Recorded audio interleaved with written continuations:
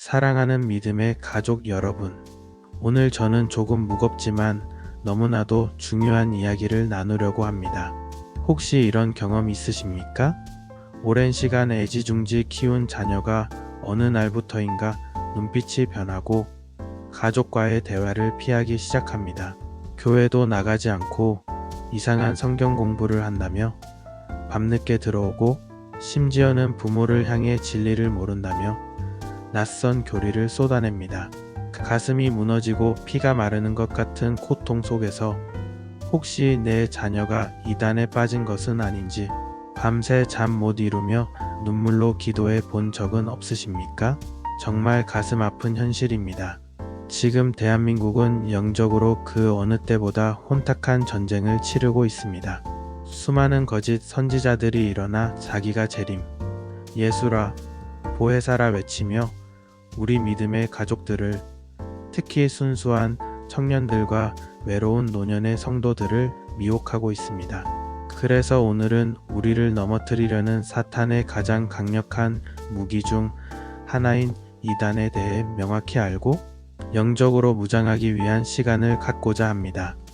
오늘 영상을 통해 한국 땅에서 가장 교묘하고 악하게 활동하는 5개의 이단 세력을 분별하고 그들의 거짓 가르침을 성경 말씀으로 어떻게 깨뜨릴 수 있는지, 그리고 이 영적 전쟁에서 승리하기 위한 3가지 구체적인 방법은 무엇인지 확실하게 배우시게 될 것입니다. 이 시간이 우리 자신과 우리 가정, 그리고 우리 교회를 지키는 영적인 예방주사가 되기를 간절히 소망합니다. 먼저 우리가 반드시 알아야 할 한국의 주요 이단들과 그들이 왜 명백한 이단인지 성경적인 이유를 하나씩 살펴보겠습니다. 첫 번째는 신천지 예수교 증거장막성전, 줄여서 신천지입니다. 그들은 이만희라는 교주를 이긴 자, 약속의 목자, 보혜사 성령이라고 가르칩니다. 성경에 예언된 모든 것이 자신들의 교주와 조직을 통해 성취되었다고 주장하며 특히 요한계시록을 자기들 멋대로 해석하여 교인들을 현혹합니다. 그러나 성경은 명백하게 증언합니다.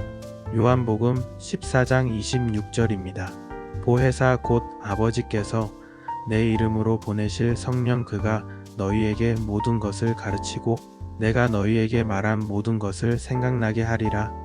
예수님께서 약속하신 보혜사는 특정 인간이 아니라 삼위일체 하나님이신 성령이십니다.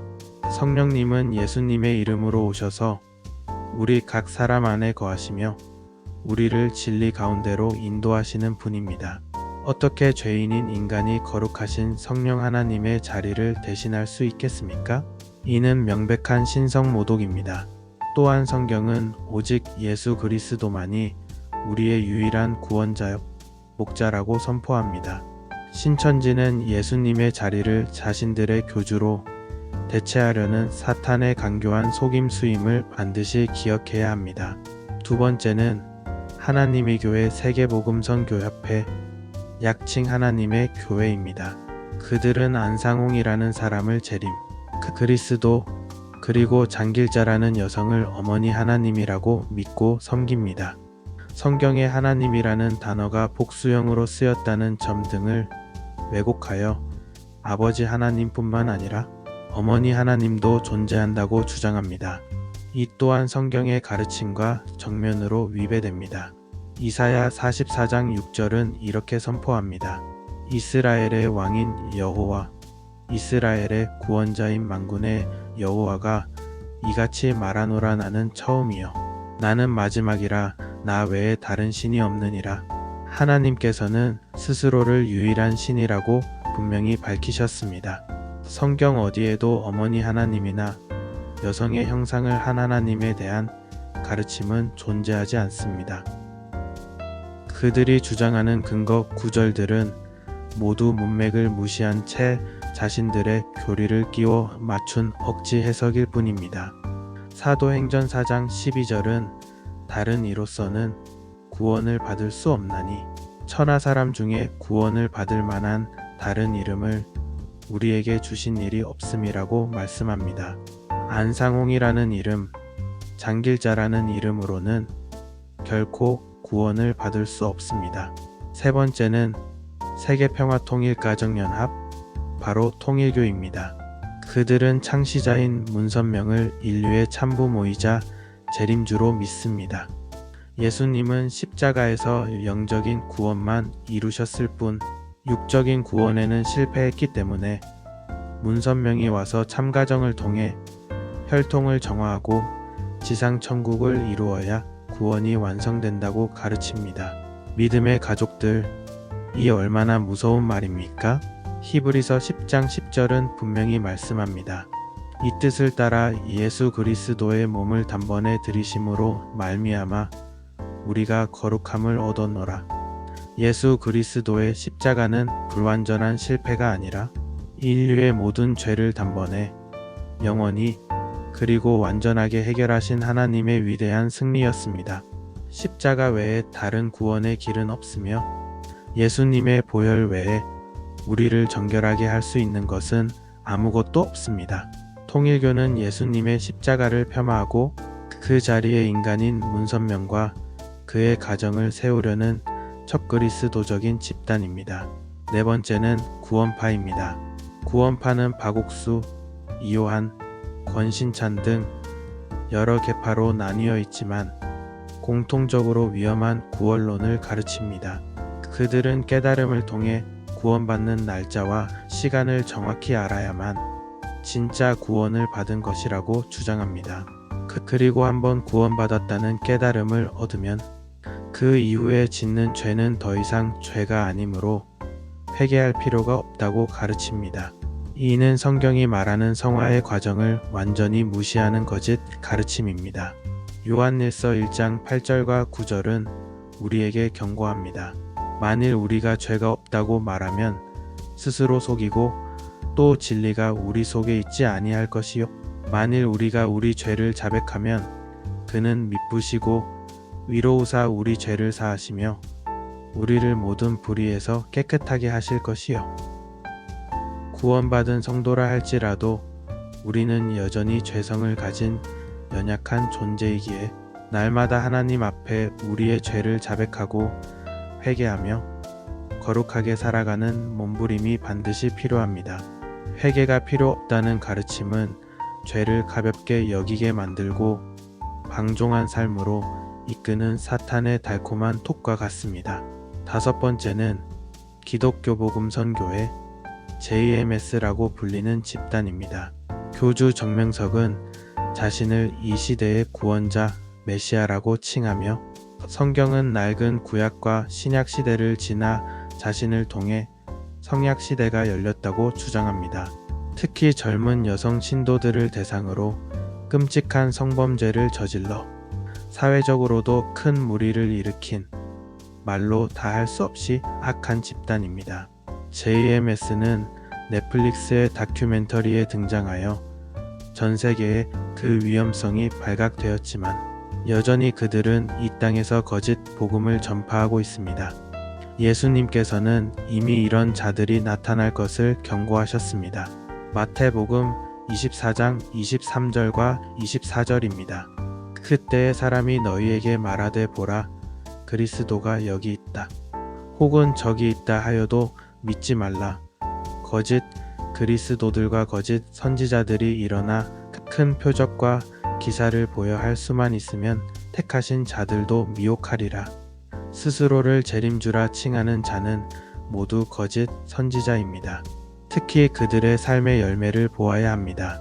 성적인 타락과 비윤리적인 행동을 일삼으면서 입으로는 거룩함을 외치는 자는 명백한 가짜입니다.